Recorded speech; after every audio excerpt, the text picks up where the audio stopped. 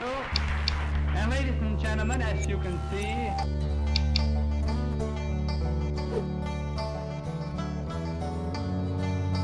we stayed up all night, we talked, danced and played cards until the sun appeared. E aí, descobriu o erro? Desta vez, a gente vai falar de pronúncia, especificamente a pronúncia dos verbos regulares em inglês, também conhecidos como ed verbs. E vocês aí achando que para falar inglês bem, era só ler exatamente o que está escrito. Pois é, se a vida fosse tão simples assim. Mas não é. Também podia ser pior. Eu estudei. Tu estudaste. Ele estudou. Nós estudamos. Vós estudastes. Eles estudaram. A causa do problema aqui é o jeito que vocês aprendem. Veja como acontece com os nativos. Eles aprendem uma língua falando, imitando desde criança o jeito que os adultos falam. Depois, eles aprendem a leitura e a soletração. E é neste momento que eles se dão conta de que muitas vezes as palavras não são ditas da maneira que são escritas. E então, eles se acostumam com esta diferença. Vocês que não são nativos aprendem de maneira oposta, vendo as palavras primeiro, o que te leva a pronunciar errado. Uma boa dica aqui para aumentar a sua fluência é agir como as crianças nativas agem, prestar mais atenção na maneira como os nativos falam e dando menos bola para o jeito que as palavras são escritas. Hoje eu vou te mostrar alguns exemplos de como os padrões dos ed verbs funcionam. E lembrando que além do PDF dessa vez, a gente também tem um podcast para você treinar seus ed verbs em casa, no link abaixo.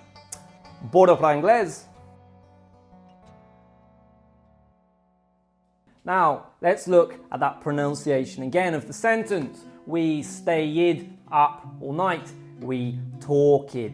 We danced. And we played cards until the sun appeared.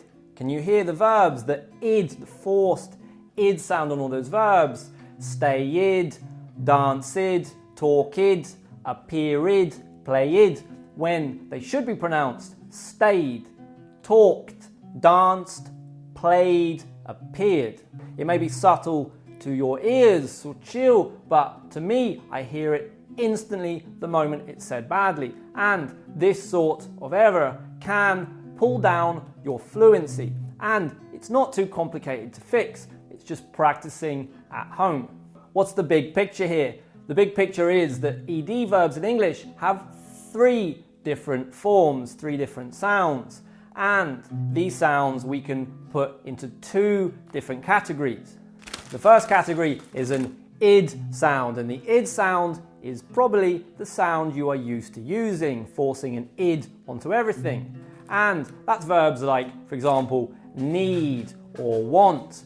I needed, I wanted. And with the id sound, we force an extra syllable on the end of the verb. So need with one syllable becomes needed. Want becomes wanted.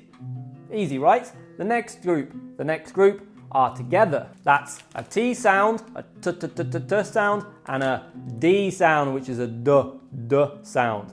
And these two sounds go on the end of the verb, but with no extra syllable. You force the sound of a T on the end. For example, I developed with a T, and not I developed. Or, for example, happen. I happened to come across a very nice restaurant where I live. Now, happened, we force the D on the end. Happen, happened. No extra syllable. Just to highlight the importance of these verbs, of the pronunciation, I found a list of 99 most commonly used regular verbs in English, all with ed on the end. And I separated them into their three groups. And what did I find? I discovered that the id sound, which Brazilians usually force onto all ed verbs, represented less than 25%. In fact, it was 23 of those 99 verbs. The rest of the verbs were from the T and the D sound with no extra syllable, and that's the rest being 76, basically 75%. 19 from the T sound and 57 from the D sound.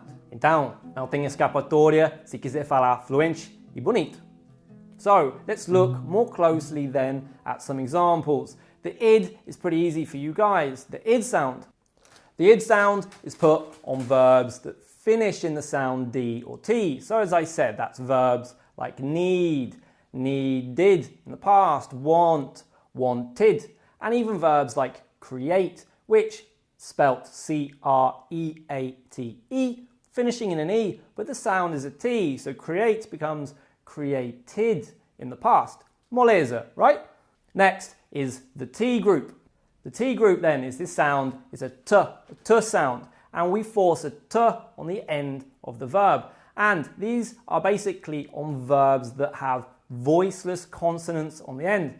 It's probably not going to help you when you're speaking. So we've come up with 6 sounds that have this voiceless consonant. The first sound is an F, a F, so that's the verb sniff, S-N-I-F-F. And sniff in the past becomes sniffed.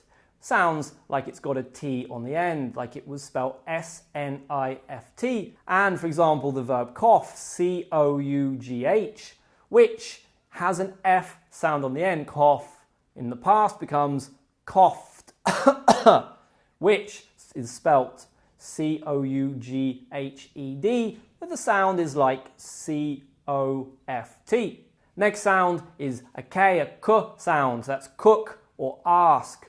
Cook in the past becomes cooked, the same number of syllables, just one, and not cooked, which would be bad pronunciation. Or the verb ask, which in the past becomes asked, as if it was spelled A-S-K-T. Third sound is a P sound, a P. That's verbs like jump or develop. So jump in the past becomes jumped, as if it was spelled J-U-M-P-T and not J-U-M-P-E-D. Or the verb develop, which in the past becomes developed and not developed, which I commonly hear from my students. Fourth sound is an S sound, a S. So that's miss. Eu perdi o avião. I missed the plane, which is spelt M-I-S-S-E-D, but the pronunciation is like it was spelt M-I-S-T. Or the verb fix, which is F-I-X. The sound is an S, even though there's an X on the end of the verb. It's a fix, consertar. And in the past, this becomes fixed, as if it was spelled F-I-X-T. Fifth sound is a Gustavo Lima sound, a ch-ch-ch-ch sound. So that's verbs like itch. I itched my arm in the past, not I itched. Or I switched off the TV, switched, and not switched the TV off. And finally is a sh sound. That's verbs like wash or brush. Wash, W-A-S-H. In the past becomes washed, as if it was spelt W-A-S-H-T, but the spelling is obviously with E-D. Or I brushed my hair, which is a brushed, not a brushed sound. Next is the group D group, and the D group, remember, represents most of the verbs, more than 50%. So that's verbs, for example, that have a voiced consonant on the end, and again, won't help you while you're speaking. So we've come up with 6 just for you to practice the sound. That's verbs like open or happen. I opened my laptop, and not I opened my laptop. Or happen, which is happened in the past, like it was spelled H-A-P-E-N-D, happened, rather than happened. Another 2 verbs that I hear my students getting wrong regularly is the verbs travel or apply. I travelled to the beach, which should be pronounced I travelled to the beach. No extra syllable. Or I applied for a job, not I applied for a job. Finally, the verb study or follow. Now, studied is bad pronunciation. It should be I studied and not studied. I studied for the test. And the verb follow, which in the past becomes followed and not followed. You could, for example, follow my YouTube. Go on, the button below, click. So that's it. 3 different sounds, a T sound, D sound, and id sound. which the id, remember, is the way you're probably pronouncing it generally, and it adds an extra syllable. So, that's it. Espero muito que você tenha gostado do vídeo e, como eu falei no começo, lembrando que, se quiser, tem um PDF para download e, além disso, tem um podcast, um MP3 para você praticar em casa, que nem um louco, sozinho, na frente do espelho, para treinar seus id e verbos. Falou!